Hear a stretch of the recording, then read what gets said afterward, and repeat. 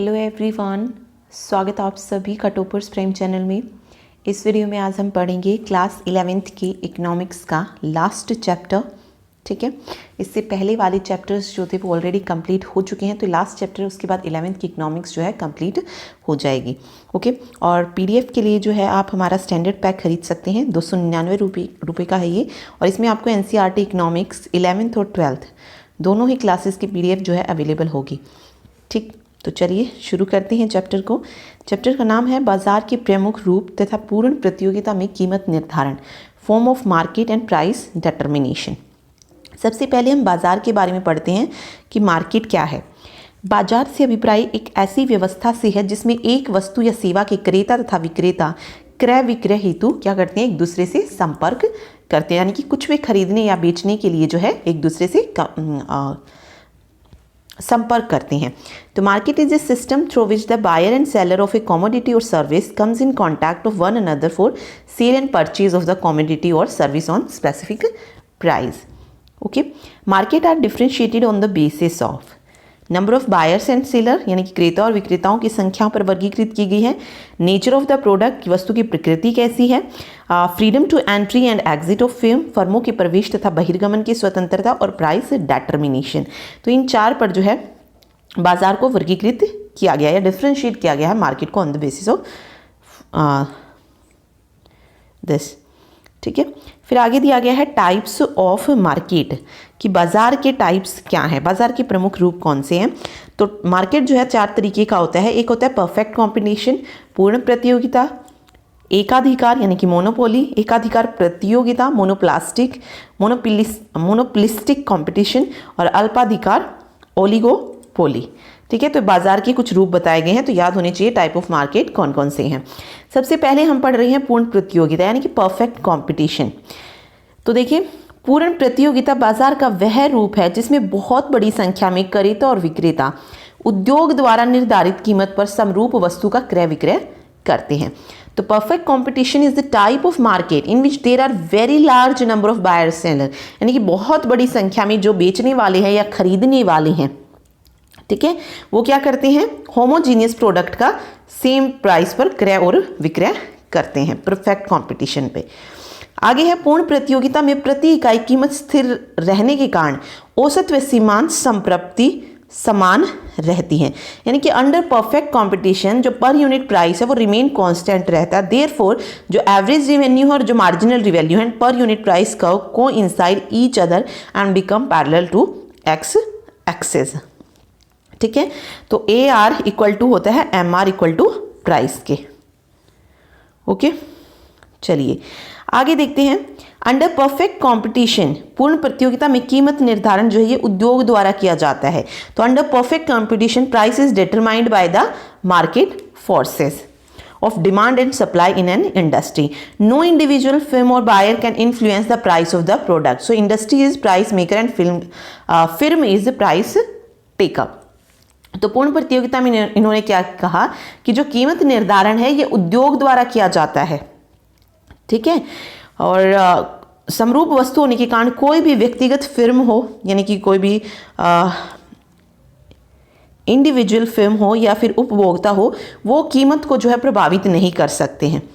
उद्योग जो है वो कीमत निर्धारक यानी कि इंडस्ट्री को प्राइस मेकर माना जाता है। तो जो फर्म होती है उसे कि जो प्राइस टेकर यानी कि कीमत को स्वीकारक जो कीमत को स्वीकारते हैं वो माना जाता है, मीन्स कीमत स्वीकारक होती हैं। ठीक है, आगे दिया गया feature of perfect competition and their implication, विशेषताएं और उसमें निहित अर्थ क्या है। सबसे पहले है देखिए पूर्ण प्रतियोगिता में क्रेताओं एवं विक्रेताओं की अत्यधिक संख्या, very large number of buyer and seller. Okay, तो नो फर्म कैन अफेक्ट या चेंज द प्राइस, कोई भी फर्म जो है इस प्राइस को चेंज नहीं कर सकती है। कोई भी बायर हो सेलर हो वो इस कीमत को प्रभावित नहीं कर सकता है। तो कीमत जो रहती है वो क्या रहती है, एक समान रहती है। ठीक है, फर्मों के बाजार में स्वतंत्र प्रवेश एवं बहिर्गमन यानी कि free entry and exit of firm in the market. तो सभी फर्म जो होती हैं वो क्या करती है, दीर्घ काल में केवल सामान्य लाभ अर्जित करती है। तो all firm earn normal profit in long run. समरूप उत्पाद दिया यानी कि होमोजीनियस प्रोडक्ट, बाजार में एक समान कीमत रहती है यानी कि uniform price prevail is the market. Next है परफेक्ट नॉलेज ऑफ कंज्यूमर, बाजार का पूर्ण ज्ञान, बाजार में एक समान कीमत रहती है। मांग वक्र जो होते हैं इसका पूर्णतः कैसा होता है, लोचदार होता है। ठीक है, आगे है एकाधिकार बाजार। इसमें क्या होता है कि ऐसी बाजार व्यवस्था जहां एक अकेली फर्म ऐसी वस्तु का उत्पादन करता है जिसका कोई निकट स्थानापन्न उपलब्ध ना हो। ठीक है, मतलब जिसका भी कोई भी जो है सब्स्टिट्यूट ना हो आसपास। इससे अन्य फर्मों के प्रवेश पर प्रतिबंध होता है। एकाधिकार में फर्म अपने आप में उद्योग होती है तथा अपने अधिकतम फायदे के लिए क्या करती है, कीमत निर्धारित करती है। ठीक है, तो ये मोनोपोली मार्केट होता है। इसमें क्या होता है, सिंगल सेलर होता है यानी कि एक विक्रेता होता है बेचने वाला। Restriction on the entry and exit of new film, उसमें जो है कोई भी नई फिल्म जो है एंट्री नहीं कर सकते, उस पर क्या होता है, रिस्ट्रिक्शन लगा होता है। No close substitute of product available, मतलब प्रोडक्ट का कोई जो है सब्सटीट्यूट जो है अवेलेबल नहीं होता है। ओके, फर्म जो होती है वो प्राइस मेकर होती है यानी कि कीमत निर्धारण जो करती है वो फिल्म करती है और वो कितना भी कर सकती है। ठीक है, तो वो अपने फायदे के अकॉर्डिंग कीमत निर्धारित करती है। प्राइस डिस्क्रिमिनेशन, कीमत विभेद, समान वस्तु तथा सेवा के लिए फर्म अलग अलग ग्राहकों से अलग अलग कीमत वसूलती है। Different price from different customer for same product, मतलब सेम प्रोडक्ट और सर्विस के लिए वो हर एक ग्राहक से अलग अलग कीमत वसूलती है। AR curve is left to right downward sloping curve and less elastic than that of monoplastic competition, यानी कि मांग वक्र जो होते हैं यहाँ पे ऋणात्मक ढाल वाला होता था, मांग वक्र बेलोचदार यानी कि कम लोचदार होता है इसमें। ओके, आगे है मोनोप्लास्टिक कंपटीशन यानी कि एकाधिकार प्रतियोगिता, एक ऐसी बाजार व्यवस्था जिसमें विक्रेता और विक्रेताओं की संख्या यानी कि जो सेलर और बायर होते हैं उनकी संख्या बहुत ज़्यादा होती है और विक्रेता जो होते हैं वो विभेदीकृत वस्तुओं को बेचते हैं जो रंग, आकार व रूप में एक दूसरे से भिन्न होती है, जिसके कारण उपभोक्ता को उत्पाद के विषय में पूर्ण ज्ञान नहीं होता है। तो मोनोप्लास्टिक कंपटीशन क्या होता है, एक ऐसी मार्केट होती है जहाँ पे large number of buyers and sellers होते हैं और वो क्या बेचते हैं, डिफरेंट प्रोडक्ट यानी कि अलग अलग तरीके के प्रोडक्ट बेचते हैं जिनका ज्ञान जो होता है कंज्यूमर को नहीं होता है, मतलब जिसकी नॉलेज उन्हें नहीं होती है। ठीक है, विशेषताएं देखिए, क्रेता व विक्रेता की संख्या अधिक यानी कि large number of buyers and seller. Product differentiation, वस्तुएं विभेदीकृत होती था, एक दूसरे के पूर्ण स्थान पर न होकर निकट स्थान पर होती है।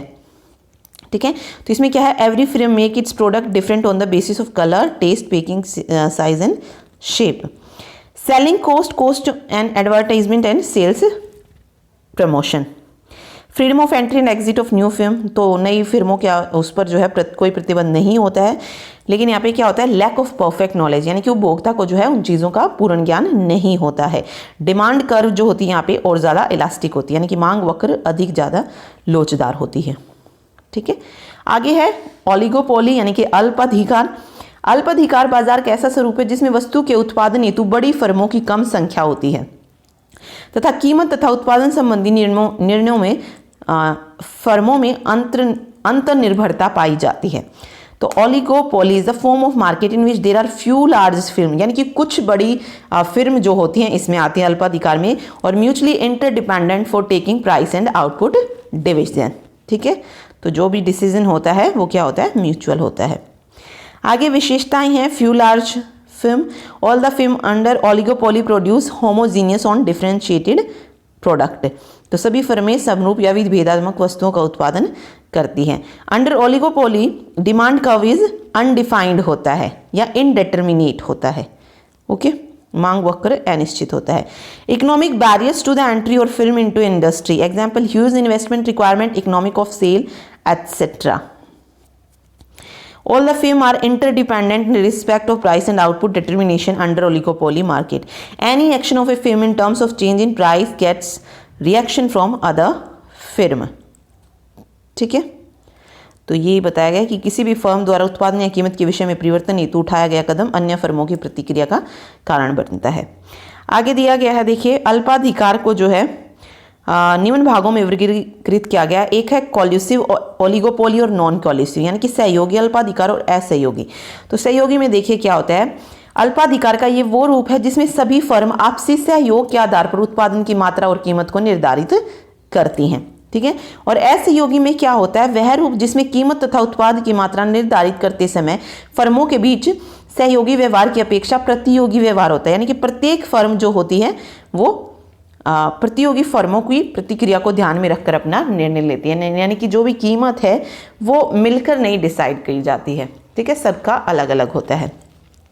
आगे परफेक्ट ओलिगोपोली एंड इम्परफेक्ट, पूर्ण तथा अपूर्ण अल्पाधिकार। देखिए परफेक्ट ओलिगोपोली क्या है, पूर्ण अल्पाधिकार में सभी फर्में सजातीय वस्तुओं का उत्पादन क्या करती हैं, यानी कि प्रोड्यूस होमोजीनियस प्रोडक्ट, यानी कि सेम तरीके का। और अपूर्ण में क्या होता है, विभेदात्मक हेट्रोजीनियस प्रोडक्ट को प्रोड्यूस करती हैं, तो वो इम्परफेक्ट हो जाता है, अपूर्ण अल्पाधिकार होता है, ठीक है। आगे देखिए फॉर्म ऑफ मार्केट स्ट्रक्चर, बाजार के विभिन्न रूपों का जो है अध्ययन दिया गया है। सबसे पहले विक्रेताओं की संख्या देखें तो पूर्ण प्रतियोगिता में विक्रेताओं की संख्या बहुत ज़्यादा होती है, एकाधिकार में सिर्फ एक विक्रेता होता है बेचने वाला, ओके। एकाधिकार प्रतियोगिता में भी अधिक संख्या होती है और अल्पाधिकार में सीमित बड़े विक्रेता क्या होते हैं, सीमित होते हैं, ओके। उत्पाद वस्तु की प्रवृत्ति देखें तो देखिए पूर्ण प्रतियोगिता में जो वस्तु की प्रकृति है वो है समरूप, यानी कि एक जैसी। यहाँ पर वस्तु का स्थापन नहीं है, ठीक है, यानी कि कोई सब्स्टिट्यूट ही नहीं होता है, डिफरेंट होती हैं यहाँ पे वस्तु एकाधिक प्रतियोगिता में, और यहाँ पे समरूप और विभेदीकृत दोनों तरीके की, ठीक है। फर्मों का प्रवेश तथा बहिर्गमन, तो स्वतंत्र प्रवेश होता है, मतलब कोई रेस्ट्रिक्शन नहीं होता है फर्मों के उस पर, ठीक है। और इसमें क्या होता है, एकाधिकार में उन पर रेस्ट्रिक्शन लगी होती है, मतलब प्रतिबंध लगा होता है। यहाँ पे भी स्वतंत्र प्रवेश होता है और यहाँ पर प्रवेश और बहिर्गमन क्या होता है, कठिन होता है। फर्म का मांग वक्र यहाँ पे क्या होता है, एवरेज जो रिवेन्यू है वो मार्जिनल रिवेन्यू के बराबर होती है पूर्ण प्रतियोगिता में। इसमें क्या होती है, एक अधिकार में ऋणात्मक ढाल होती है और यहाँ पर ऋणात्मक ढाल होती है और एवरेज रिवेन्यू जो है वो ग्रेटर होती है मार्जिनल रिवेन्यू से, और यहाँ पर अनिर्धारणीय होती है अल्पाधिकार में, ठीक है। विक्रय लागत आवश्यक नहीं है, एकाधिकार में भी आवश्यक नहीं, और एकाधिकार प्रतियोगिता में जो विक्रय लागत है वो बहुत अधिक होती है और अल्पाधिकार में भी अधिक होती है, ठीक है। तो देखिए फर्म द्वारा कीमत नियंत्रण की स्थिति तो ये दिखाया गया है, इलास्टिक मतलब ये गलत दिया हुआ है, इसमें नॉट रिक्वायर्ड आएगा और वेरी सिग्निफिकेंट होगा इसमें, ठीक है। और जो इलास्टिसिटी ऑफ डिमांड है ईडी है वो क्या होती है, इन्फिनिटी होती है पूर्ण प्रतियोगिता में, इसमें ईडी लेस होता है, यानी कि बेलोचदार होती है ये, इसमें ईडी इलास्टिसिटी डिमांड जो है वो ग्रेटर होती है 1 से, एकाधिकार प्रतियोगिता में और अल्पाधिकार में कोई निर्धारण नहीं, ठीक है, इनडेटर्मिनेट, तो ये याद रखिए। आगे देखिए संतुलन कीमत क्या होता है, इक्विलिब्रियम प्राइस, वह वस्तु की वह कीमत जिस पर बाजार मांग तथा बाजार पूर्ति बराबर होती है, यानी कि एक ऐसा प्राइस जहां पे मार्केट डिमांड और मार्केट सप्लाई जो होती है कमोडिटी की वो क्या होती है, इक्वल होती है। मतलब किसी भी वस्तु की बाजार में जो मांग है और जो उसकी पूर्ति है अगर वो बराबर है तो उसे कहते हैं इक्विलिब्रियम प्राइस, यानी कि संतुलन कीमत। आगे बाजार संतुलन दिया है, यानी कि मार्केट इक्विलिब्रियम क्या होता है, एक ऐसी स्टेट होती है जहां पे बाजार मांग तथा बाजार की पूर्ति बराबर होती है, ठीक है। तो मीन्स जहां पे मार्केट की डिमांड और मार्केट की सप्लाई इक्वल आ जाए उसे कहते हैं मार्केट इक्विलिब्रियम, ठीक है। तो बाजार में अतिरिक्त मांग या अतिरिक्त पूर्ति की स्थिति का अभाव होता है, तो there is no excess demand और excess supply in the market, okay. चलिए अभी देखते हैं क्वेश्चन, ओके। देखिए फर्स्ट क्वेश्चन है, in which market AR equal to MR होता है, यानी कि एवरेज रिवेन्यू जो होती है इक्वल टू मार्केट रिवेन्यू और इक्वल टू प्राइस होती है। तो ये किस में पढ़ा था हमने, ये पढ़ा था हमने परफेक्ट कंपटीशन मार्केट में, यानी कि पूर्ण प्रतियोगिता में, तो बी ऑप्शन यहाँ पे सही हो जाएगा।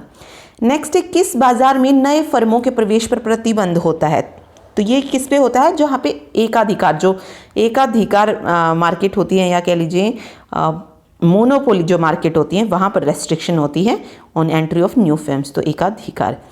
किस बाजार में फर्म कीमत जो होती है वो स्वीकारक होती है, तो ये होती है परफेक्ट कंपटीशन मार्केट में। अल्पाधिकार में अंडर ओलियोपोलोगी, इसमें क्या होती है, विक्रेताओं की संख्या कैसी होती है, इसमें अधिक होती है, या अल्प विक्रेता होते हैं, या एक विक्रेता होता है। तो अल्पाधिकार में क्या था, जो बड़ी बड़ी फर्म होती हैं वो होती हैं, तो अल्प विक्रेता होती, कम होती हैं इसमें, ठीक है। तो अल्प विक्रेता। जिस कीमत पर उपभोक्ता वस्तु खरीदने का इच्छुक हो तथा विक्रेता बेचने को तैयार हो, तो उस कीमत को क्या कहा जाता है, ये पूछा गया है इसमें। तो देखिए, price at which consumer is willing to buy and seller is willing to sell the commodity is called equilibrium price. C option, संतुलन कीमत कहते हैं। जब एक एकाधिकारी फर्म विभिन्न उपभोक्ताओं को विभिन्न कीमतों पर एक ही वस्तु बेचता है, तो उसे क्या कहा जाता है, तो उसे कहते हैं प्राइस डिस्क्रिमिनेशन। यानी कि एक वस्तु है, एक जो कंज्यूमर है उसको किसी और रेट में बेच रहा है, दूसरे को किसी और रेट में, और फिर तीसरे को किसी और रेट में, तो इसे कहा जाता है प्राइस डिस्क्रिमिनेशन, यानी कि कीमत का विभेद। ओके, संतुलन कीमत पर वस्तु की बेची तथा खरीदी जाने वाली मात्रा को क्या कहा जाता है, जो क्वांटिटी होती है कमोडिटी की which is boat and sold at the equilibrium price, उसे क्या कहते हैं, उसे कहा जाता है इक्विलिब्रियम क्वांटिटी, यानी कि संतुलन मात्रा। जब किसी दी हुई बाजार कीमत पर वस्तु की मांग उसकी पूर्ति से अधिक हो जाती है, तो उसे मांग अधिक्य कहते हैं। यहां दी हुई कीमत क्या होती है, संतुलन कीमत के से बतानी है, तो यहाँ दी हुई कीमत संतुलन कीमत से कम होती है मांग अधिक्य में, ठीक है। तो लेस देन होती है इक्विलिब्रियम प्राइस से। प्राइस सेलिंग रेफर्स टू, अधिकतम कीमत का अर्थ क्या है, ये पूछा है। तो अधिकतम कीमत क्या होती है, जिसे उत्पादक या विक्रेता कानूनन वसूल कर सकता है। तो maximum price of the producer is legally allowed to charge, वो होती है प्राइस सेलिंग, ठीक है। ओके, नेक्स्ट, अल्पाधिकार की कौन सी विशेषता इसे अन्य बाजारों से अलग करती है, अल्पाधिकार की पूछा है इसमें। तो हमने पढ़ा था इसमें फर्मों की अंतर्निर्भरता, यानी कि इंडिपेंडेंस अमंग फर्म, तो फर्स्ट हो जाएगा। निम्नलिखित बाजारों में से कौन सा बाजार वास्तविकता में नहीं होता है, सही विकल्प चुनना है कि कौन सा जो है वास्तव में नहीं होता। Which market form does not exist in real life. तो देखिए, मोनोपोली भी है, ओलिगोपोली भी, और मोनोप्लास्टिक कंपटीशन भी है। पूर्ण प्रतियोगिता जो है ये रियल लाइफ में नहीं होता है, तो फर्स्ट ऑप्शन यहाँ पे सही हो जाएगा। ओके, तो ये था क्लास 11th की इकोनॉमिक्स का लास्ट चैप्टर। पीडीएफ के लिए आप हमारा स्टैंडर्ड पैक खरीद सकते हैं, लिंक आपको डिस्क्रिप्शन बॉक्स में दिया गया है, चाहिए तो आप वहाँ जाके बाय कर सकते हैं। Thank you so much. आगे जो है हम क्लास 12 शुरू करेंगे और उसको जो है जल्दी से फिनिश करेंगे। Thank you.